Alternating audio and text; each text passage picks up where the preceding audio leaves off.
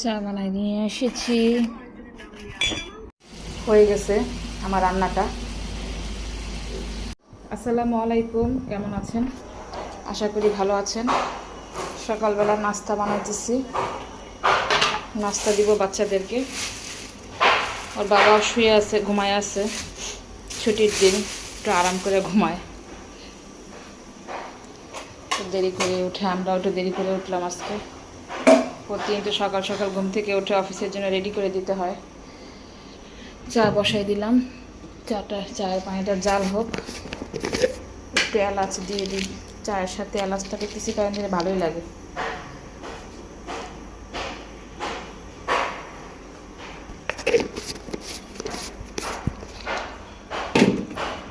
আমাদের এক ভাই আছে, সে আবার ঘি দিয়ে গেছে, আজকে ঘি দিয়ে রেখে রুটি ভাজবো।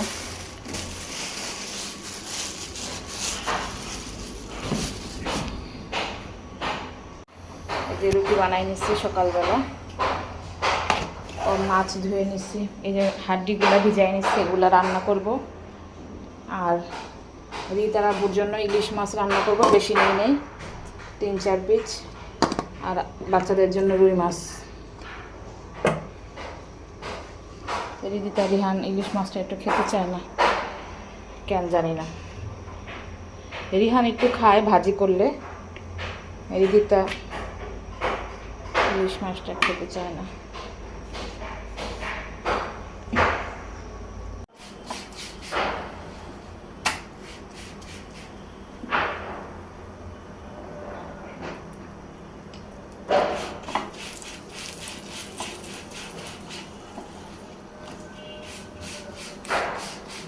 সেই ঘ্রাণ ঘিয়ের, পুরা বাড়ি মোমো করতেছে ঘিয়ের ঘ্রাণে। ঘিটা খুব ভালো।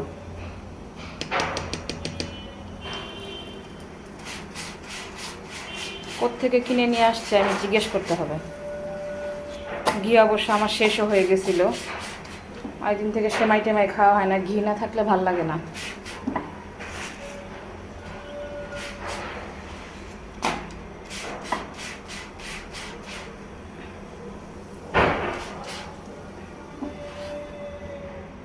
একটা দেখেন প্রথমটা পুড়ে গেছে, গেছিলাম যেন কি আনতে ঘরে, এটা আমি খেয়ে ফেলবো না।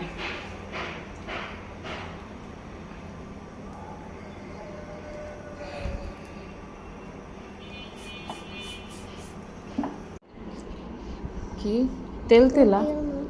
তেল না তো।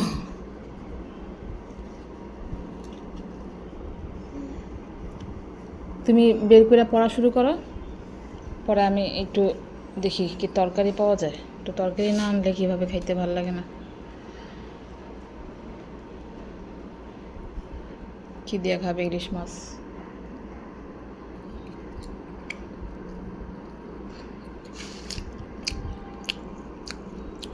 আজকের মাছটা ভাজবো না, কষায়ে রান্না করব। আর মাংসটা বসাই দিলাম, মাংস কি হাড্ডি আর কি, আস্তে আস্তে জালে জালে হোক।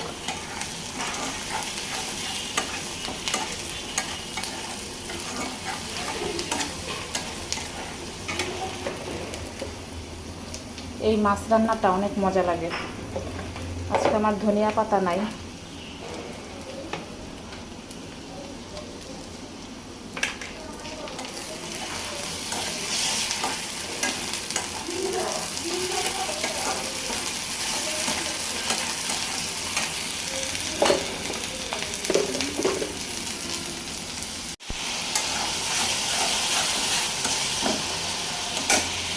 এখানে অল্প একটু রসুন বাটা দিলাম, তারপরে ধনিয়া গুঁড়া, জিরা গুঁড়া আর হলুদ মরিচ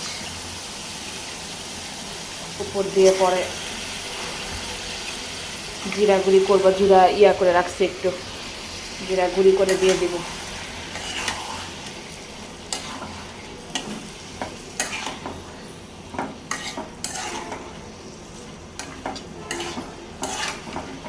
একটু কষানো হোক।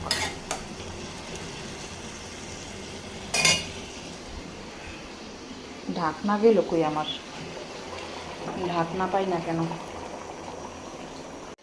কষানো হয়েছে, একটু পানি দিব, একটু লবণ দিয়ে দিলাম, মনে হচ্ছে কম হয়েছে। এই যে এখন আবার নাস্তা দিব। আমি মোছামাছি করি আর রান্না করি, রান্নাঘরের অবস্থা যে কী হয় রান্না করতে গেলে।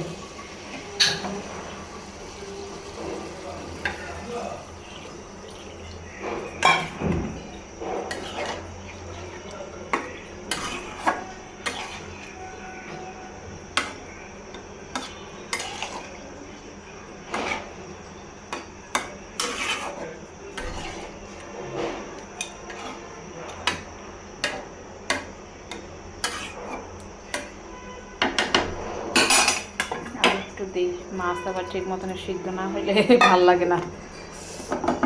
এটা একদম শুকনো শুকনো হবে, মাছ ভালো করে জাল না দিলে খাইতে পারি না। রুটি বানাইছি, রুটি খাবে না, পাউরুটি খাবে। আমরা রুটি খাইলাম, আমার বাপকে দিতেছি পাউরুটি।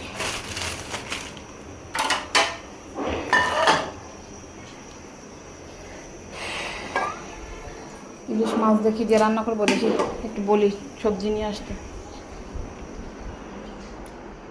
সোহেল ভাই কি আছে? হয়ে গেছে আমার রান্নাটা।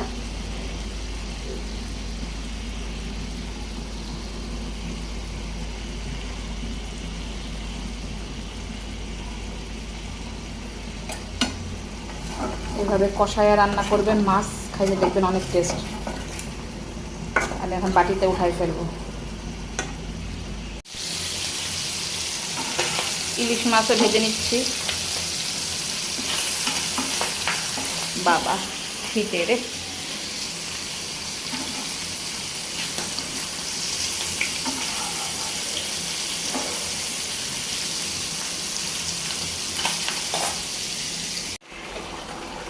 ইলিশ মাছটা রান্না করে ফেললাম, তাড়াহুড়া করাই করতেছি, একটু আমার কাজ আছে।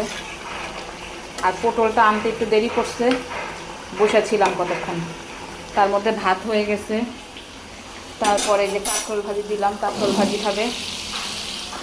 আর মাংসটা, এই হাড্ডিটা সবার শেষে বসায় রাখবো, আস্তে আস্তে হোক, বেশি করে ঝোল দিয়ে আস্তে আস্তে সিদ্ধ হবে।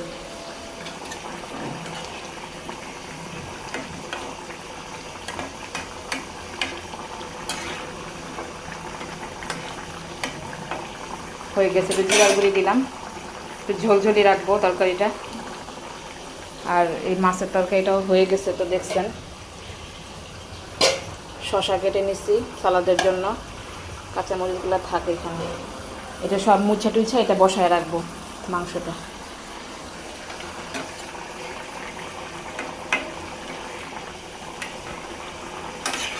ছেলেকে পড়তে দিচ্ছি, মাঝখানে পড়াইতেছি, আম কাইটা দিলাম। বাবা একটু শেষ করে ফেলো, আমি আসতেছি, সে ধরবো, দাঁড়াও। এই ফ্লোরটা একটু মোছা না দিলে হবে না, রান্নার পরে একটু তেল তেলতে হয়ে যায়। এবার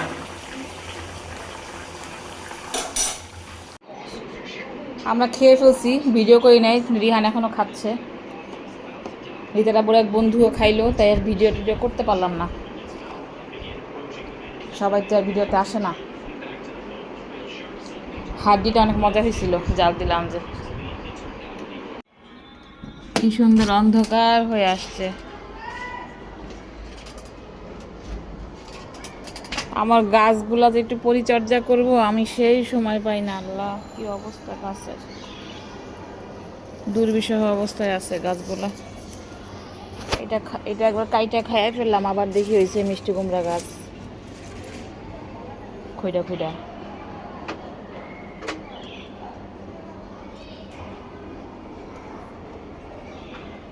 রিদিতা, এই গোলাপ গাছটা মনে হয় আর বেশি দিন বাঁচবে না, বুঝছস। এইখান থেকে মনে হচ্ছে ডালগুলা মইরাই গেছে, এই ডালগুলা মইরা গেছে, পাতা হয় না যে। ওই এক সাইডে ডাল আছে, এক সাইডে কয়টা কয়টা ফুল হয়, এখন ওটা কলি হয়েছে। বাবা এই একটা বাকি বাচ্চা আছে, এইটা আর এইটা, আর এইটা মনে হয় মারা গেছে। এনে কয়েকটা গাছ একসাথে।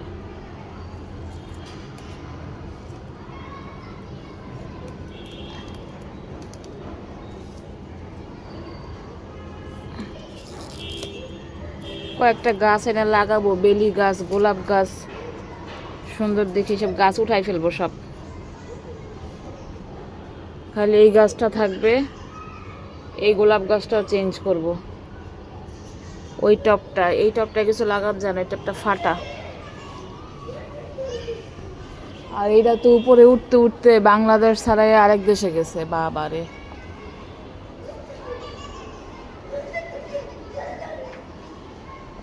সেই লাগতেছে যে সুন্দর মেঘ হয়েছে।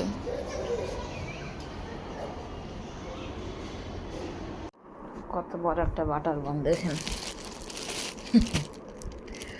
এটা দিয়ে চা খাইতে দেব। বাবা রিতা, এই বাটার বন না আমি বানাইতে পারবো বাসায়। ছোট একটা গোল বাটি যে আছে আমার, কেকের মোল্ড, হ্যাঁ, এই ছোট ছোট গোল গোল করে বসাইয়া দিলেই হয়, পরে ফুললা লাগিয়া যায় একসাথে। বানাবো নি দাঁড়া, আমার ইস্টটা শেষ হয়ে গেছে, ইস্টটা নিয়ে আসবো। এই বাটার বন বানানো কোনো বড় ব্যাপারই না, তাই 100 টাকা, আমার 100 টাকা খরচ হবে না। আমি বানাবো বাটার বন। চা বসাইলাম,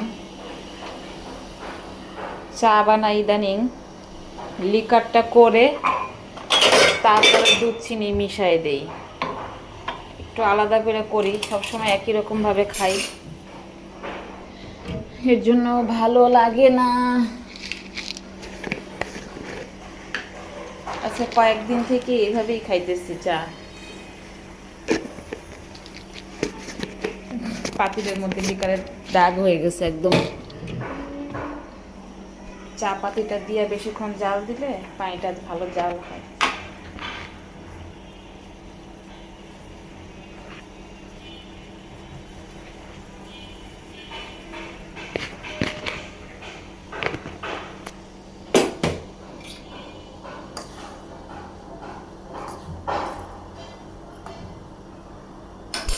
হোক, আস্তে আস্তে জাল হোক।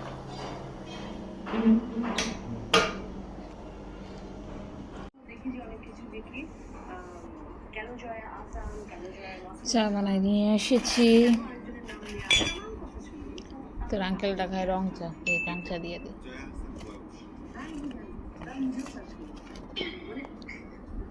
রিহানের জন্য রাতের খাবার নিলাম।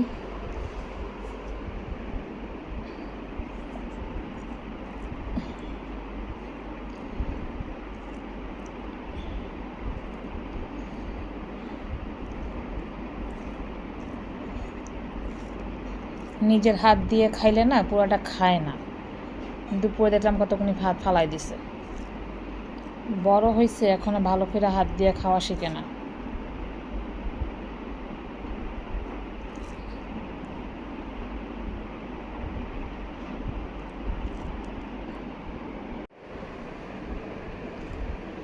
রিহানকে পড়তে বসাইলাম,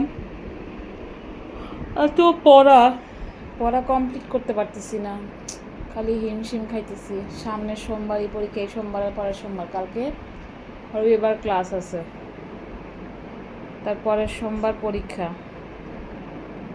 কী যে করবে তাই চিন্তা করতেছি। আচ্ছা, আল্লাহ হাফেজ, আপনারা একটু দোয়া রাখবেন, দেখি পড়াটা শেষ করতে পারি নাকি। Good night, bye bye.